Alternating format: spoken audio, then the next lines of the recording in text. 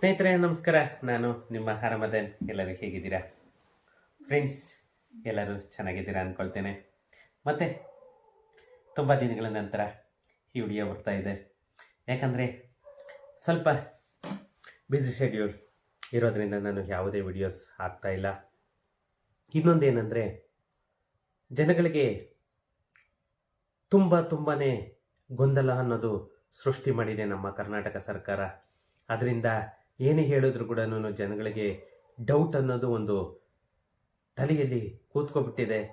ಆದ್ದರಿಂದ ಸುಮಾರು ಕಾಲ್ಸ್ ಬರ್ತಾ ಇದೆ ನನಗೆ. ಕೇಳಿದ್ದನ್ನೇ ಕೇಳ್ತಾರೆ, ಹೇಳಿದ್ದನ್ನೇ ಹೇಳಬೇಕಾಗುತ್ತೆ. ಆ ಥರ ಪರಿಸ್ಥಿತಿಗೆ ನಮ್ಮ ಕರ್ನಾಟಕ ಸರ್ಕಾರ ತಂದುಕೊಟ್ಟಿದೆ. ಫ್ರೆಂಡ್ಸ್, ಇವತ್ತು ನಾನು ಒಂದು ವಿಷಯದ ಬಗ್ಗೆ ಮಾತಾಡಬೇಕು ಅಂತ ಹೇಳಿಬಿಟ್ಟು ಈ ವಿಡಿಯೋ ಮಾಡ್ತಾ ಇದ್ದೀನಿ. ಏನಂತ ಅಂದರೆ, ಇವತ್ತು ಒಂದು ನ್ಯೂಸಲ್ಲಿ ಈ ವಿಡಿಯೋನ ನೋಡಿದೆ. ಏನಂತ ಅಂದರೆ,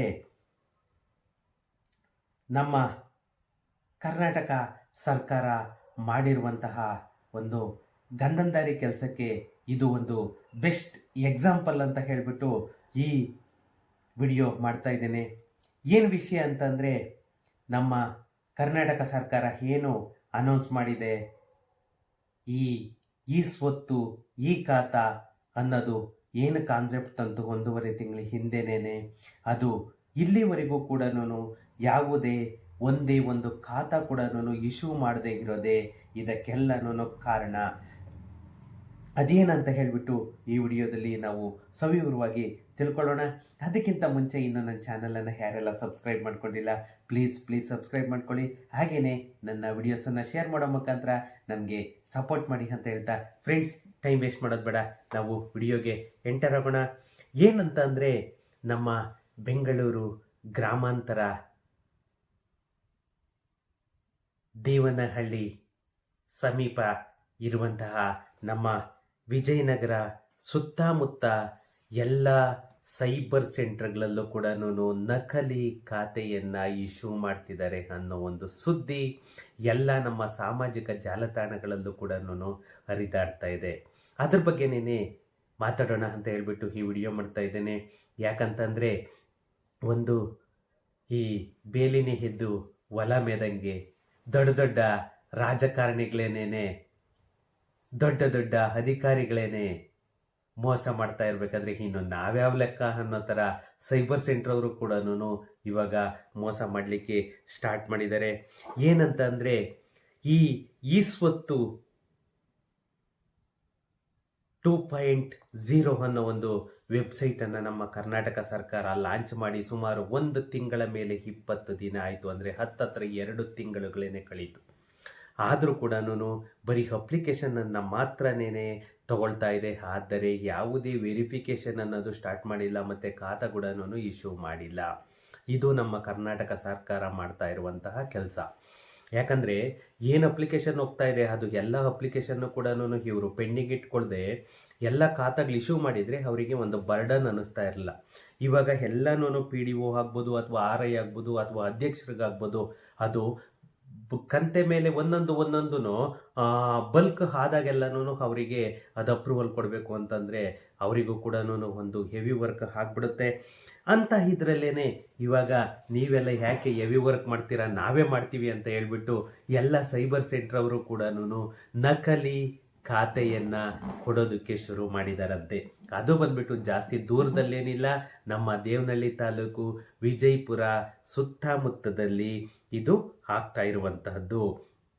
ಏನು ಈ ಸ್ವತ್ತು ಇದ್ದರೆ ಮಾತ್ರನೇ ನಾವು ಬ್ಯಾಂಕ್ ಲೋನನ್ನು ಕೊಡ್ತೀವಿ ಅಂತ ಹೇಳಿಬಿಟ್ಟು ಖಾಸಗಿ ಫೈನಾನ್ಸ್ ಮತ್ತು ರಾಷ್ಟ್ರೀಕೃತ ಬ್ಯಾಂಕುಗಳಲ್ಲಿ ಸುಲಭವಾಗಿ ಲೋನನ್ನು ಸಿಗುತ್ತೆ ಈ ಖಾತಾ ಇದ್ದರೆ ಅಂತ ಹೇಳಿಬಿಟ್ಟು ಯಾವಾಗ ಅನೌನ್ಸ್ ಮಾಡಿದ್ರು.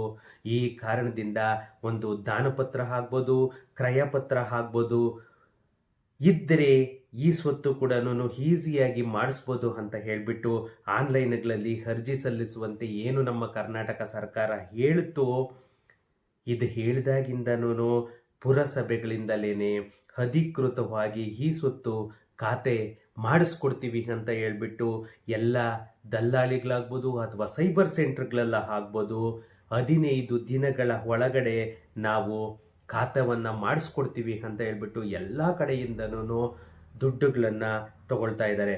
ಆ ದುಡ್ಡುಗಳನ್ನು ತಗೊಂಡು 15 ದಿನಗಳ ಒಳಗಡೆ ಏನು ಖಾತಾ ಕೊಡ್ತೀವಿ ಅಂತ ಒಪ್ಕೊಂಡಿರ್ತಾರೆ, ಅವರು ಹೋಗ್ಬಿಟ್ಟು ಡೂಪ್ಲಿಕೇಟ್ ಖಾತೆಯನ್ನು ಕ್ರಿಯೇಟ್ ಮಾಡಿ ಜನಗಳಿಗೆ ತಲುಪಿಸುವಂತಹ ಕೆಲಸವನ್ನ ಮಾಡ್ತಾ ಇದ್ದಾರೆ. ಏನು ಈ ಸ್ವತ್ತಿನಲ್ಲಿ ಮುಖ್ಯಾಧಿಕಾರಿಗಳ ಡಿಜಿಟಲ್ ಸಹಿ ಏನು ಬರುತ್ತೆ, ಒಂದು QR ಕೋಡ್ ಅಂತ ಏನು ಬರುತ್ತೆ, ಆ QR ಕೋಡನ್ನು ಕೂಡ ಪ್ರಿಂಟ್ ಮಾಡಿ ಕೊಡ್ತಾ ಇದ್ದಾರಂತೆ. ನಿಜವಾಗೂ ಇದು ಕೇಳ್ತಾ ಇದ್ರೆ ನಮ್ಮ ಕರ್ನಾಟಕ ಈ ಲೆವೆಲ್ಲಿಗೆ ಹೋಗುತ್ತಾ ಅಂತಂದೇಳಿ ಒಂದು ಯೋಚನೆ ಮಾಡುವಂತಹ ಸಂಗತಿ. ಏನು ಈ ನಕಲಿ ಈ ಸ್ವತ್ತು ಖಾತೆಗಳ ಪ್ರತಿಗಳನ್ನು ಕೊಟ್ಟರೆ ನಮ್ಮ ಖಾಸಗಿ ಫೈನಾನ್ಸ್ಗಳು ಯಾವುದೇ ವೆರಿಫಿಕೇಶನ್ ಅನ್ನು ಕೂಡ ಮಾಡದೆ ಸಾಲವನ್ನು ಕೊಡ್ತವೆ ಅಂತ ಹೇಳ್ಬಿಟ್ಟು, ಮತ್ತೆ ಈ ಸ್ವತ್ತು ಖಾತೆಯನ್ನ ಪಡೆದಿದ್ದಾರೆ ಅಂತ ಹೇಳ್ಬಿಟ್ಟು ಏನು ರಾಷ್ಟ್ರೀಕೃತ ಬ್ಯಾಂಕುಗಳು ಲೋನನ್ನು ಕೊಡ್ತವೆ, ಇದೆಲ್ಲದಕ್ಕೂ ಕೂಡ ಒಂದು ನಮ್ಮ ಕರ್ನಾಟಕ ಸರ್ಕಾರನೇ ಉತ್ತರ ಹೇಳಬೇಕು.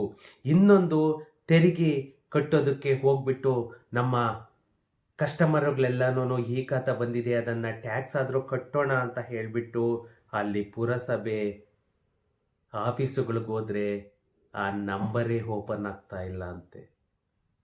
ಯಾವ ರೀತಿ ನಂಬ್ತೀರಾ?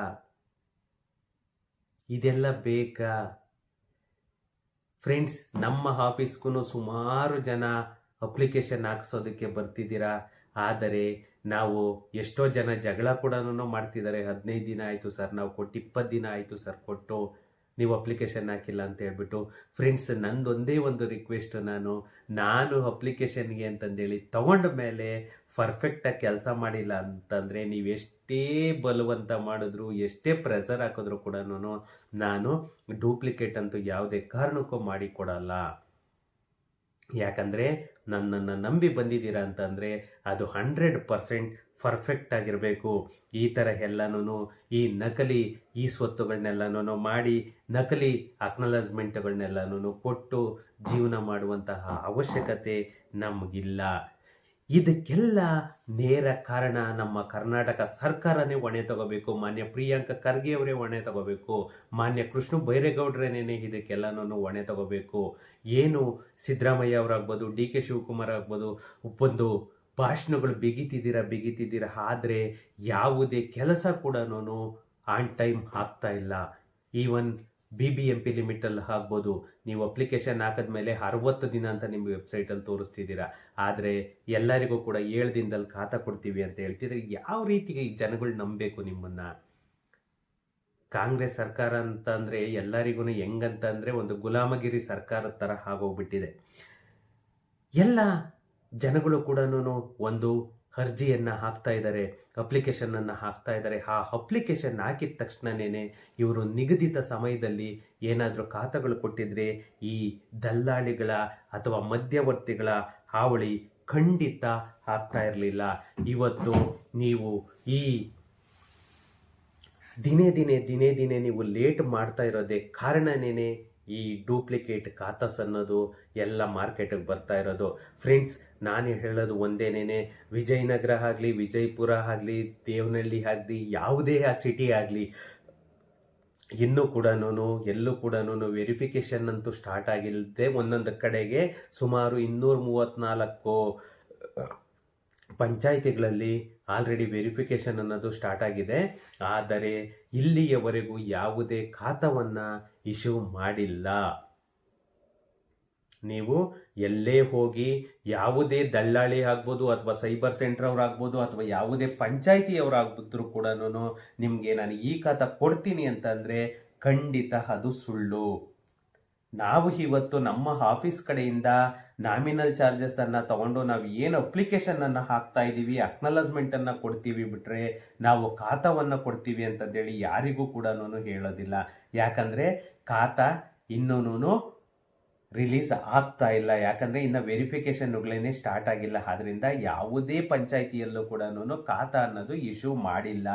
ನೀವು ಯಾರೇ ಖಾತೆ ಕೊಟ್ಟರು ಕೂಡ ಅದನ್ನು ನೀವು ಈ ಸ್ವತ್ತು ವೆಬ್ಸೈಟಿಗೆ ಹೋಗ್ಬಿಟ್ಟು ನಿಮ್ಮ ಖಾತೆಯನ್ನು PID ನಂಬರ್ ಹಾಕ್ಬಿಟ್ಟು ಚೆಕ್ ಮಾಡ್ಕೊಳ್ಳಿ. ನೆಕ್ಸ್ಟ್ ವಿಡಿಯೋದಲ್ಲಿ ನಾನು ಯಾವ ರೀತಿ ನೀವು ಚೆಕ್ ಮಾಡಬೇಕು ಅನ್ನೋದು ಕೂಡ ನಾನು ಹೇಳ್ತೇನೆ. ಯಾಕಂತಂದರೆ ತುಂಬ ಜನ ಮೋಸ ಹೋಗ್ತಾ ಇದ್ದೀರಾ. ನಾನು ಸ್ವಲ್ಪ ವಿಡಿಯೋ ಮಾಡೋಕ್ಕಾಗದೇ ಇರೋ ಉದ್ದೇಶದಿಂದ ಇವತ್ತು ನೈಟ್ ಸ್ವಲ್ಪ ಟೈಮ್ ಇದು ಮಾಡಿಕೊಂಡು ವಿಡಿಯೋ ಮಾಡ್ತಾ ಇದ್ದೇನೆ. ನಾನು ಖಂಡಿತ ನಿಮಗೆ ಯಾವ ರೀತಿ ನೀವು ಚೆಕ್ ಮಾಡ್ಕೋಬೇಕು, ಇವಾಗ ಯಾರೇ ಡೂಪ್ಲಿಕೇಟ್ ಕೊಡಲಿ ಒರಿಜಿನಲ್ ಕೊಡಲಿ, ನೀವು ಯಾವ ರೀತಿ ಚೆಕ್ ಮಾಡ್ಕೋಬೇಕು ಅನ್ನೋದು ನಾನು ಸ್ಕ್ರೀನ್ ರೆಕಾರ್ಡಿಂಗ್ ಮಾಡಿಬಿಟ್ಟು ನಾನು ಹಾಕ್ತೀನಿ. ಅದೇ ರೀತಿಯಾಗಿ ನೀವು ನಿಮಗೆ ಕೊಟ್ಟಿರೋ ಖಾತೆ ಒರಿಜಿನಲ್ಲ ಅಥವಾ ಡೂಪ್ಲಿಕೇಟ್ ಅನ್ನೋದನ್ನ ನೀವೇನೇನೆ ಚೆಕ್ ಮಾಡ್ಕೋಬೋದು. ಎಲ್ಲೂ ಹೋಗಬೇಕಾಗಿಲ್ಲ, ಯಾವ ಸೈಬರ್ ಹತ್ರನೂ ಹೋಗಬೇಕಾಗಿಲ್ಲ, ಎಲ್ಲೂ ಹೋಗಬೇಕಾಗಿಲ್ಲ. ನೀವೇನೇನೆ ನಿಮ್ಮ ಖಾತಾವನ್ನು ಚೆಕ್ ಮಾಡ್ಕೊಳ್ಬೋದು. ಯಾರು ಕೂಡ ಅವನಿವತ್ತು ಖಾತೆ ಕೊಡ್ತೀನಿ ಬನ್ನಿ ಅಂದರೂ ಕೂಡ ಯಾರು ಕೂಡ ನಂಬೇಡಿ. ಯಾಕಂದರೆ ಎಲ್ಲೂ ಕೂಡ ಇನ್ನೂ ನಮ್ಮ ಪಂಚಾಯಿತಿ ಲಿಮಿಟಲ್ಲಿ ನಿಮಗೆ ಖಾತೆ ರಿಲೀಸ್ ಆಗಿಲ್ಲ. ಜಸ್ಟ್ BBMP ಲಿಮಿಟು ಮತ್ತು ಪುರಸಭೆ ನಗರಸಭೆಯಲ್ಲಿ ಮಾತ್ರನೇ ನಿಮಗೆ ಖಾತೆ ಕೊಡಲಿಕ್ಕೆ ಶುರುವಾಗಿರೋದು, ಖಾತೆ ಕೊಡ್ತಾ ಇರೋದು. ಫ್ರೆಂಡ್ಸ್, ನಂದೊಂದು ರಿಕ್ವೆಸ್ಟು, ಯಾವುದೇ ದಲ್ಲಾಳಿ ಅಥವಾ ಯಾವುದೇ ಸೈಬರ್ ಸೆಂಟರ್ ಆಗಿರಲಿ ನಂಬಿ ಮೋಸ ಹೋಗಬೇಡಿ. ಯಾರೇ ಆಗಿರಲಿ ವಿಷಯ ಗೊತ್ತಿದೆಯಾ ಅವರನ್ನು ತಿಳ್ಕೊಂಡು ಅವರು ಅಪ್ಲಿಕೇಶನ್ ಹಾಕ್ತಾರಾ, ಕರೆಕ್ಟಾಗಿದೆಯಾ ಎಲ್ಲನೂ ಪರಿಶೀಲನೆ ಮಾಡಿಕೊಂಡು ನೀವು ಅವ್ರ ಹತ್ರ ಡಾಕ್ಯುಮೆಂಟ್ ಕೊಟ್ಟು ನೀವು ಅಪ್ಲಿಕೇಶನನ್ನು ಫುಲ್ಫಿಲ್ ಮಾಡಿಕೊಂಡು ಅಕ್ನಾಲೇಜ್ಮೆಂಟ್ ತೊಗೊಳ್ಳಿ. ಬಟ್ ನಾನು ಖಾತೆನೇ ಕೊಡ್ತೀನಿ ಬನ್ನಿ ಅಂತಂದರೆ ಅದು 100% ರಾಂಗ್ ಮಾಹಿತಿ. ಯಾರು ಕೂಡ ಕಮಿಟ್ ಆಗಕ್ಕೆ ಹೋಗಬೇಡಿ. ಇವಾಗ ನಮ್ಮ ಆಫೀಸಿಂದ ಕೂಡ ನಾವು ಖಾತಾ ಮಾಡಿಸ್ಕೊಡ್ತೀವಿ ಅಂತಂದೇಳಿ ಕಮಿಟ್ ಆಗ್ತೇವೆ. ಬಟ್ ಇವತ್ತೇ ಖಾತಾ ಕೊಡ್ತೀವಿ ಅಂತ ಯಾರ ಹತ್ರನೂ ಕಮಿಟ್ ಆಗಲ್ಲ. ಯಾಕೆ ಹೇಳಿ, ಗೌರ್ಮೆಂಟಿಂದ ರಿಲೀಸ್ ಆಗಬೇಕು. ಗೌರ್ಮೆಂಟಿಂದ ರಿಲೀಸ್ ಆದರೆ ಅಲ್ಲಿ PDOಗಳಿಗೆ ನಾವು ಡಾಕ್ಯುಮೆಂಟ್ ಎಲ್ಲ ಏನು ಅಪ್ಲಿಕೇಶನ್ ಹಾಕಿದ್ದೀವಿ ಆ ಅಪ್ಲಿಕೇಶನ್ ಎಲ್ಲನೂ ನಾವು ಖಾತಾ ಇನಿಷಿಯೇಟ್ ತೊಗೊಂಡಿದ್ದೀವಿ. ಆ ಖಾತಾಗಳನ್ನೆಲ್ಲನೂ ಮಾಡಿಸ್ಕೊಡೋ ಜವಾಬ್ದಾರಿಯನ್ನು ನಾವು ತಗೊಳ್ತೀವಿ. ಯಾಕಂತಂದರೆ ಇಲ್ಲಿ PDOಗಳಿಗಾಗ್ಬೋದು, RIಗಾಗ್ಬೋದು, ಅಥವಾ ಇವರಿಗೆ ಅತಿಯಾಗಿ ಲಂಚಗಳು ಕೊಟ್ಟು ಅತಿಯಾಗಿ ಇದು ಮಾಡಿಸ್ಕೊಂಡೋದ್ರೆ ರೈತರು ಹೋದರೆ ಅವರನ್ನು ಯಾವ ರೀತಿ ಬೇಕಾದ್ರೂ ಇದು ಮಾಡ್ತಾರೆ ಅಂತ ಹೇಳ್ಬಿಟ್ಟು ನಾನೇ ಫೀಲ್ಡಿಗೆ ಇಳ್ಕೊಳ್ತಾ ಇದ್ದೇನೆ. ಬಟ್ ಅಲ್ಲಿ ಖಾತಾ ಸ್ಟಾರ್ಟ್ ಆಗಬೇಕು. ಮಾನ್ಯ ಪ್ರಿಯಾಂಕಾ ಖರ್ಗೆ ಅವರೇ, ನೀವು ಅನೌನ್ಸ್ ಮಾಡಿರೋದಂತೂ ಖಂಡಿತ ಖುಷಿ ಆಗೋಯ್ತು. ಆದರೆ ನೀವು ಖಾತಾ ಕೊಡೋದಕ್ಕೆ ಯಾವತ್ತಿಂದ ರಿಲೀಸ್ ಮಾಡ್ತೀರಾ ಅನ್ನೋದು ಒಂದು ಫಿಕ್ಸ್ಡ್ ಡೇಟನ್ನು ಕೊಟ್ಬಿಟ್ರೆ ನಮಗೆ ಅದಕ್ಕಿಂತ ಖುಷಿ ಬೇರೆ ಏನೂ ಇಲ್ಲ ಗುರುಗಳೇ. ಅದೊಂದು ಕೆಲಸವನ್ನು ಮಾಡಿಕೊಡಿ. ಆಗುತ್ತೆ ಇಲ್ಲ ಅದನ್ನು ವೆಬ್ಸೈಟನ್ನಾದರೂ ಕೂಡ ಕ್ಲೋಸ್ ಆದರೂ ಮಾಡಿಬಿಡಿ ಸುಮ್ಮನೆ. ಯಾಕಂದರೆ ನಾವು ಅಪ್ಲಿಕೇಶನ್ಗಳನ್ನ ಕಸ್ಟಮರ್ಗಳ ಕಡೆಯಿಂದ ಆಗ್ತಾ ಇದ್ದೀವಿ. ನನಗನ್ಸಿದ್ಬಿಟ್ಟು ಮೋರ್ ದೆನ್ ಇಲ್ಲಿವರೆಗೂ ಒಂದು 50,000 ಅಪ್ಲಿಕೇಶನ್ಗಳು ಬಂದಿದೆಯೋ ಏನೋ ನಿಮ್ಮ ಹತ್ರ. ಆದರೆ ಯಾವುದೇ ಖಾತಾವನ್ನು ಕೂಡ ನೀವು ರಿಲೀಸ್ ಮಾಡಿಲ್ಲ ಅಂತಂದರೆ ಜನಗಳಿಗೆ ಏನು ಪ್ರತಿಯೊಂದು ಡೌಟ್ ಇಲ್ಲದೆ ಇನ್ನೇನಾಗುತ್ತೆ ಹೇಳಿ, ಪ್ರತಿಯೊಬ್ಬ ಕಸ್ಟಮರ್ಸು ಕೂಡ ಗೊಂದಲಕ್ಕೆ ಈಡಾಗಿದ್ದಾರೆ. ಆ ಗೊಂದಲವನ್ನು ತೆರೆ ಎಳೆಯೋ ಕೆಲಸವನ್ನು ಮಾನ್ಯ ಪ್ರಿಯಾಂಕಾ ಖರ್ಗೆ ಅವರೇ ಮಾಡಬೇಕು. ಯಾಕಂದರೆ ನೀವು ಎಷ್ಟು ಬೇಗ ಇದಾಗ್ತಾರೆ. ಯಾಕಂದರೆ ಇನ್ನು ಈ ಕೃಷ್ಣ ಬೈರೇಗೌಡರದ್ದು ಬಿಡಿ, ಅವ್ರದ್ದು 100 ronಕಲುಗಳಿದೆ. ಆ ಕೃಷ್ಣ ಬೈರೇಗೌಡರದ್ದು ಆ ಲ್ಯಾಂಡ್ ಡಿಸ್ಪ್ಯೂಟ್ ಅಂತೆ, ಆ ಡಿಸ್ಪ್ಯೂಟ್ ಅಂತೆ, ಈ ಡಿಸ್ಪ್ಯೂಟ್ ಅಂತೆ ಅನ್ನಂಗೆ ಆಗೋಗಿದೆ. ಈ ಪ್ರತಿಯೊಬ್ಬರದು ಆ ಬಾಲಕೃಷ್ಣ ಅವ್ರದ್ದು ಕೇಳಿದ್ರ ಆ ಇಡೀ ತಾವರೆಕೆರೆನೆಲ್ಲ ಅಕ್ವೈರ್ ಮಾಡ್ಕೊಳ್ತಾವನೆ ಪುಣ್ಯಾತ್ಮ. ಗೋಮಾಳದ ಜಾಗನ್ನೆಲ್ಲನೂ ಆ 158ನೇ ಸರ್ವೆ ನಂಬರು ಅಷ್ಟು 80 ಎಕರೆ 90 ಎಕರೆ ಜಾಗ. ಅದು ಅಂಥ ಜಮೀನನ್ನು ಕೂಡ ಇವತ್ತು ನಂದು ಅಂತಂದೇಳ್ಬಿಟ್ಟು ಅವರ ಮಿಸ್ಸಸ್ ಹೆಸರಲ್ಲಿ ಕೂರಿಸ್ಕೊಂಡು ಕೂತವನಿ. ಹಂಗೆ ಈ MLAಗಳಿಗೂ MP ಗಳಿಗೂ ಈ ಮಿನಿಸ್ಟ್ರುಗಳಿಗೆಲ್ಲನೂ ಎಲ್ಲಿದ್ದು ಕೊಳ್ಳೆ ಹೊಡಿಯೋಣ, ಎಲ್ಲಿದ್ದು ಗೋಮಾಳ ಜಾಗ ಇರುತ್ತೆ, ಎಲ್ಲಿ ಬಾಚ್ಕೋಬೋದು ಅನ್ನೋದ್ರ ಬಗ್ಗೆ ಹುಡುಕ್ತಿದ್ದಾರೆ. ಯಾರು ಕೂಡ ಪಬ್ಲಿಕ್ ಬಗ್ಗೆ ತಲೆ ಕೆಡಿಸ್ಕೊಳ್ತಾ ಇಲ್ಲ. ಅದರಿಂದಲೇ ಇನ್ನೊಂದು ಫ್ರೆಂಡ್ಸ್, ನಂದು ಒಂದೇ ಒಂದು ಮನವಿ, ರಿಕ್ವೆಸ್ಟ್, ಮತ್ತು ಇನ್ನೊಂದು ಸ್ವಲ್ಪ ದಿನದಲ್ಲೇ ನಂದೇ ಒಂದು ಕಂಪನಿಯನ್ನು ಓಪನ್ ಮಾಡ್ತಾ ಇದ್ದೇನೆ. ಅದು ಕಂಪನಿ ಅಂತ ಅಂದರೆ ನಿಮಗೆ ಯಾವುದೇ ನಿಯಮಿತವಾದಂತಹ ಒಂದು ಕಂಪನಿಯಲ್ಲ, ಒಂದು ಕಾಲ್ ಸೆಂಟರನ್ನೇ ನಾನು ಓಪನ್ ಮಾಡ್ತಾ ಇದ್ದೇನೆ. ಆ ಕಾಲ್ ಸೆಂಟರ್ ಬಂದ್ಬಿಟ್ಟು ಬರೀ ಜನಗಳ ಸಮಸ್ಯೆ ಮಾತ್ರನೇ. ಜನಗಳ ಸಮಸ್ಯೆ ಎಲ್ಲಿದೆ ಅಂತಂದರೆ ಆರಾಮದನ್ ಅಲ್ಲಿರ್ತಾರೆ. ಇದ್ರ ಬಗ್ಗೆನೇ ನೆಕ್ಸ್ಟ್ ಫ್ಯೂ ಡೇಸಲ್ಲೇ ನಾನು ನಿಮಗೆ ಒಂದು ಗುಡ್ ನ್ಯೂಸನ್ನು ಕೊಡ್ತೀನಿ. ಒಂದು ಕಾಲ್ ಸೆಂಟ್ರು ನಿಮಗೋಸ್ಕರನೇ ನಾನು ಬೆಂಗಳೂರಲ್ಲಿ ಓಪನ್ ಮಾಡ್ತಾ ಇದ್ದೇನೆ. ಕಾಲ್ ಸೆಂಟ್ರು ಮಾತ್ರನೇ ಬೆಂಗಳೂರಲ್ಲಿರುತ್ತೆ, ಬಟ್ ನಮ್ಮ ಸರ್ವಿಸ್ ಮಾತ್ರನೇ ಇಡೀ ಕರ್ನಾಟಕದಲ್ಲೇನೆ ಪ್ರತಿ ಜಿಲ್ಲೆಗೂ, ಪ್ರತಿ ತಾಲೂಕಿಗೂ, ಪ್ರತಿ ಹೋಬಳಿಗೂ, ಪ್ರತಿ ಪಂಚಾಯತಿಗೂ, ಪ್ರತಿ ಗ್ರಾಮಕ್ಕೂ ಆರಾಮ್ ಮದನ್ ಯಾರು ಅನ್ನೋದನ್ನ ನಾನು ತೋರಿಸ್ತೀನಿ. ಅದು ಜಾಸ್ತಿ ದಿನ ಇಲ್ಲ, ಕೆಲವೇ ದಿನಗಳಲ್ಲಿ ಗ್ರ್ಯಾಂಡ್ ಓಪನಿಂಗನ್ನು ಇಟ್ಕೊಳ್ತಾ ಇದ್ದೇನೆ. ಕಾಲ್ ಸೆಂಟ್ರನ್ನು ನಾನು ಸ್ಟಾರ್ಟ್ ಮಾಡ್ತಾ ಇದ್ದೇನೆ. ನಿಮ್ಮೆಲ್ಲರ ಆಶೀರ್ವಾದ ಇದೇ ಥರ ಇರಲಿ. ಯಾಕಂದರೆ ಅದು ಆ ಕಾಲ್ ಸೆಂಟರ್ ನಾನು ಮಾಡ್ತಿರೋ ಉದ್ದೇಶ ಒಂದೇನೇನೆ, ಪ್ರತಿಯೊಂದು ಕಡೆಗೂ ಏನು ಲಕ್ಷ ಲಕ್ಷ ಕೋಟಿ ಕೋಟಿ ಅಂತ ಬಾಚ್ತಾ ಇದ್ದಾರೆ, ಆ ಲಂಚವನ್ನೆಲ್ಲನೂ ಕಡಿಮೆ ಮಾಡಬೇಕು. ಮತ್ತು ಲಂಚ ತಗೊಳ್ಳದೆ ಅಧಿಕಾರಿಗಳು ಕೆಲಸ ಮಾಡಬೇಕು. ಮತ್ತು ಲ್ಯಾಂಡ್ ಡಿಸ್ಪ್ಯೂಟ್ ಅನ್ನೋದು ನಿಲ್ಲಬೇಕು. ಯಾಕಂದರೆ ಎಷ್ಟೋ ಜನಗಳ ಲ್ಯಾಂಡನ್ನು ಕಿತ್ಕೊಂಡು ಯಾರ್ದೋ ಜಾಗ, ಯಾರೋ ಬಂದು ಮನೆ ಕಟ್ತಿದ್ದಾರೆ, ಯಾರ್ದೋ ಒಂದು ಇದರಲ್ಲಿ ಪೊಸಿಷನ್ನಲ್ಲಿ ಇರ್ತಾರೆ. ಅಂಥವನ್ನೆಲ್ಲ ಒಂದಾಗ್ಬೋದು, ಅಥವಾ ಒಂದು ವರದಕ್ಷಿಣೆ ಕಿರುಕುಳ ಆಗ್ಬೋದು, ಒಂದು ಗಂಡ ಹೆಂಡತಿ ಜಗಳ ಆಗ್ಬೋದು, ಅಥವಾ ಒಬ್ಬ ಮನೆ ಮಾಲೀಕ ಮತ್ತು ಮನೆಯಲ್ಲಿರುವಂತಹ ಟೆನೆನ್ಸಿ ಆಗ್ಬೋದು. ಯಾವುದೇ ತರಹದ ಕೇಸ್ ಆದರೂ ಕೂಡ ನಮ್ಮ ಲೀಗಲ್ ಟೀಮ್ ಆಗ್ಬೋದು, ಅಥವಾ ನಮ್ಮ ಟೆಲಿಕಾಲಿಂಗ್ ಟೀಮ್ ಆಗ್ಬೋದು, ಅಥವಾ ನಮ್ಮ ಎಕ್ಸಿಕ್ಯೂಟಿವ್ ಟೀಮ್ ಆಗ್ಬೋದು, ಸದಾ ನಿಮ್ಮ ಜೊತೆಯಲ್ಲಿ ಇರ್ತಾರೆ. ಈ ಒಂದು ಕಂಪನಿಯನ್ನು ಕೂಡ ಸ್ಟಾರ್ಟ್ ಮಾಡ್ತಾ ಇದ್ದೇನೆ. ಅದು ನಿಮ್ಮೆಲ್ಲರ ಆಶೀರ್ವಾದದಿಂದ ಬೇಗ ಒಂದು ಸಕ್ಸಸ್ ಆಗೋ ಥರ ಆಗಲಿ ಅಂತ ಹೇಳಿಬಿಟ್ಟು ಫ್ರೆಂಡ್ಸ್, ನೆಕ್ಸ್ಟ್ ವಿಡಿಯೋದಲ್ಲಿ ಅದರ ಬಗ್ಗೆ ನಾನು ಸಂಪೂರ್ಣವಾಗಿ ಮಾಹಿತಿಯನ್ನು ಕೊಡ್ತೇನೆ. ಯಾಕಂತಂದರೆ ಇವತ್ತು ಆರಾಮದಲ್ಲಿದ್ದಾರೆ ಅಂತಂದರೆ ನಿಮ್ಮೆಲ್ಲರ ಆಶೀರ್ವಾದ ಇದೇ ರೀತಿ ನನಗೆ ಸದಾ ನಿಮ್ಮ ಆಶೀರ್ವಾದ ಇರಲಿ. ಪ್ರತಿ ಹಳ್ಳಿಗೂ ಕೂಡ ಆರಾಮದನ್ ಯಾರು ಅನ್ನೋದನ್ನು ತೋರಿಸ್ಬೇಕು. ಮತ್ತು ಪ್ರತಿಯೊಬ್ಬರಿಗೂ ಕೂಡ ಒಂದು ಬೇಸಿಕ್ ಅಮ್ಯುನಿಟೀಸ್ ಅನ್ನೋದೊಂದು ಸಿಕ್ಕಬೇಕು ಅಂತಂದು ಹೇಳ್ಬಿಟ್ಟು ಮಾಡಬೇಕು ಅನ್ನೋದೇನೆ ನನ್ನ ಮೂಲ ಉದ್ದೇಶ. ಯಾಕಂತಂದರೆ ಎಲ್ಲಿಗೋದ್ರೂ ಕೂಡ ಕೆಲಸಗಳಾಗ್ತಾ ಇಲ್ಲ, ಎಲ್ಲಿಗೋದ್ರೂ ಕೂಡ ದುಡ್ಡು ದುಡ್ಡು ದುಡ್ಡು ಅಂತ ಸಾಯ್ತಿದ್ದಾರೆ. ಆ ಪ್ರತಿಯೊಂದು ಕೂಡ ಒಂದು ಕೊನೆ ಗಣಿಸ್ಬೇಕು ಅಂತ ಹೇಳಿಬಿಟ್ಟೇನೆ ನನ್ನ ಮೂಲ ಉದ್ದೇಶ ಇರೋದು ಕೂಡ. ಫ್ರೆಂಡ್ಸ್, ಆ ವಿಷಯದ ಬಗ್ಗೆ ನಾನು ನೆಕ್ಸ್ಟ್ ವಿಡಿಯೋದಲ್ಲಿ ಸಂಪೂರ್ಣವಾಗಿ ಮಾಹಿತಿಯನ್ನು ಕೊಡ್ತೇನೆ. ಇದು ಇವತ್ತಿನ ಒಂದು ಮಾಹಿತಿ. ಮತ್ತು ಇನ್ನು ಒಂದು ರಿಕ್ವೆಸ್ಟ್ ಅಂದರೆ, ಯಾರಿಗೆಲ್ಲ ಈ ಖಾತಾ ಅಪ್ಲಿಕೇಶನ್ ಹಾಕಬೇಕು ಮತ್ತು ಈ ಖಾತಾ ಮಾಡಿಸ್ಕೋಬೇಕು, ಪಂಚಾಯಿತಿ ಆಗ್ಬೋದು, ಅಥವಾ ಪುರಸಭೆ ನಗರಸಭೆ ಆಗ್ಬೋದು, ಅಥವಾ BBMP ಆಗ್ಬೋದು, ಅಥವಾ BDA ಆಗ್ಬೋದು, ಯಾವುದೇ ಖಾತಾ ಆಗಲಿ, ಅಥವಾ ರಿಯಲ್ ಎಸ್ಟೇಟ್ ರಿಲೇಟೆಡ್ ಆಗ್ಬೋದು, ಯಾವುದೇ ಸರ್ವಿಸ್ ಬೇಕಂದ್ರೂ ಕೂಡ ರಿಯಲ್ ಎಸ್ಟೇಟ್ ಬಗ್ಗೆ ನಮ್ಮ ಆಫೀಸಿಗೆ ಬನ್ನಿ. ಮತ್ತು ನನ್ನ ಕಾಂಟ್ಯಾಕ್ಟ್ ನಂಬರನ್ನು ಹಾಕಿರ್ತೀನಿ, ನೀವು ಫೋನ್ ಮಾಡಿ ಕೂಡ ಬರ್ಬೋದು. ಫ್ರೆಂಡ್ಸ್, ಸಿಗೋಣ ನೆಕ್ಸ್ಟ್ ವಿಡಿಯೋದಲ್ಲಿ. Thank you.